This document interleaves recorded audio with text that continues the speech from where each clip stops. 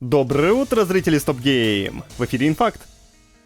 Life is Strange Double Exposure вышла. Ну, слегка так, пока только пара эпизодиков, да и для предзаказавших ультимативное издание, но, тем не менее, игроки уже начали строчить отзывы с первыми впечатлениями. Как-то им, похоже, не очень понравилось. На момент подготовки текста Инфакта Life is Strange Double Exposure имеет чуть больше 340 отзывов. Оценки в основном положительные, 74%. По большей части пользователи хвалят сюжетную завязку новой игры, хотя далеко не всем пришлось по вкусу продолжение истории Макс Колфилд. Я не эксперт в сюжете странной жизни, но, судя по отзывам, любители концовки Аркадии Бэй будут расстроены. Помимо этого, из недостатков отмечают завышенные системные требования и серьезные проблемы с оптимизацией, включая баги и вылеты. Отдельная волна негатива исходит от остальных игроков, критикующих саму идею раннего доступа. Из-за этого решения разработчиков сеть уже заполнили всевозможные спойлеры, которые следует иметь в виду неподготовленным фанатам. Полноценный релиз Life is Strange Double Exposure состоится 29 октября на ПК, PlayStation 5, Xbox Series и Nintendo Switch. Русская локализация текста в наличии. Эх, были времена, когда геймеры могли оплатить пробную версию Game Pass и играть в тонну игр почти бесплатно, но халява кончилась. Чтобы хитрые геймеры не сэкономили на покупке Call of Duty Black Ops 6, которая релизнится как раз через пару недель, Microsoft отменила возможность опробовать подписку всего за $1. За бакс компания предлагала новым пользователям 14-дневный ознакомительный период. Как отметили в The Verge, опция исчезла еще 8 октября. Таким образом, майки отбили желающих пройти сюжетную кампанию Black Ops 6 почти даром. Теперь игрокам придется платить за целый месяц Game Pass. Call of Duty Black Ops 6 стартует 25 октября на ПК, PlayStation и Xbox. Разумеется, игра сразу пополнит Game Pass. Capcom собирается нам всем хорошенько напомнить про Monster Hunter Wilds. По сообщению разработчиков, 23 октября в 17:00 по Москве на официальных YouTube и Twitch каналах компании стартует специальная трансляция, полностью посвященная новой части. В рамках презентации продюсер Рёдзо Цуджимото поделится актуальными новостями и, скорее всего, представит свежие записи геймплея. Продолжительность трансляции пока неизвестна. Релиз Monster Hunter Wilds намечен на 28 февраля 2025. Выйдет игра на ПК, PlayStation 5 и Xbox Series с полной русской локализацией. Switch в этот раз в пролете.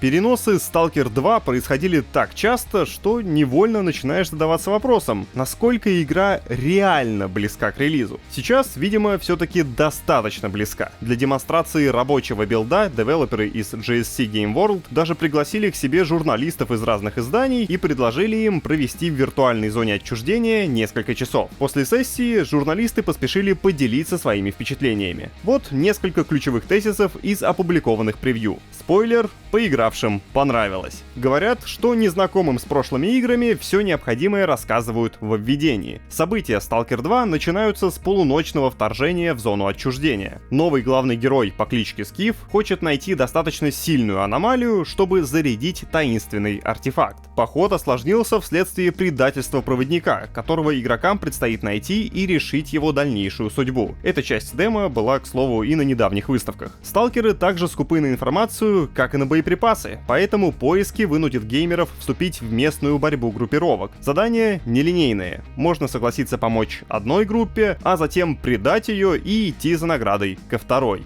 Насчет NPC. Они активно реагируют на действия главного героя. К примеру, персонаж может отказаться давать награду, если протагонист без угрызений совести обчистит труп его товарища. Удалось немного пошататься и в открытом мире. Говорят, сиквел может похвастаться впечатляющими размерами и детализацией открытого мира, а на горизонте то и дело маячат интересные локации для посещения. Также игра наполнена разнообразными заданиями, которые очень легко пропустить. Сотрудник IGN поведал, как спас одного случайного прохожего. Знакомство с этим персонажем вылилось в целую цепочку квестов, хотя журналист вполне мог оставить его умирать. Толик из «Тени Чернобыля» уже почти маскот серии. Многие журналисты отметили сложность игры. Кто-то отъехал из-за кровотечения, потому что не успел перебинтоваться, кто-то мазал из-за суровой отдачи, а представитель VGC побухтел на скудный интерфейс. Мол, непонятно, заметили меня или нет. Короче, как минимум, игровой процесс не скатывается в Call of Duty. За ошибки наказывают.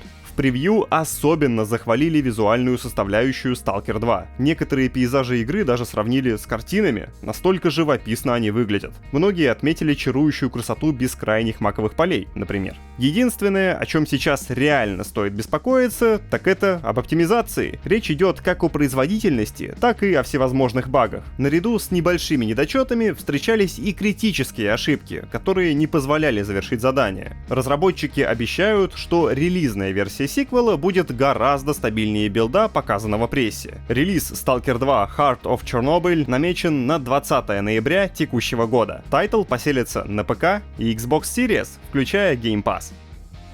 Build a Rocket Boy — студия Лесли Бензеса, продюсера игр Rockstar. Он трудился над проектами, вышедшими с 2001 по 2013 год. Это я все к чему? Лесли крупно повезло. Его компания нашла издателя для своей дебютной работы. Им выступит IO Interactive. Проект студии получил имя Mind's Eye. Это одиночная экшен-адвенчура с упором на сюжет, а действие развернется в Америке недалекого будущего. Это будет мир высоких технологий, корпоративного шпионажа, коррупции, военного произвола и опасного искусственного интеллекта. В главной роли Джейкоб Диас, бывший солдат с нейроимплантом, страдающий от амнезии и флешбеков. Ему предстоит выполнить серию тайных заданий, чтобы раскрыть загадку своего прошлого. Авторы обещают замысловатый сюжет, революционную боевую систему, головокружительные погони и ролики непревзойденного качества. Релиз состоится когда-нибудь, на чем-нибудь. Русская локализация пока не заявлена.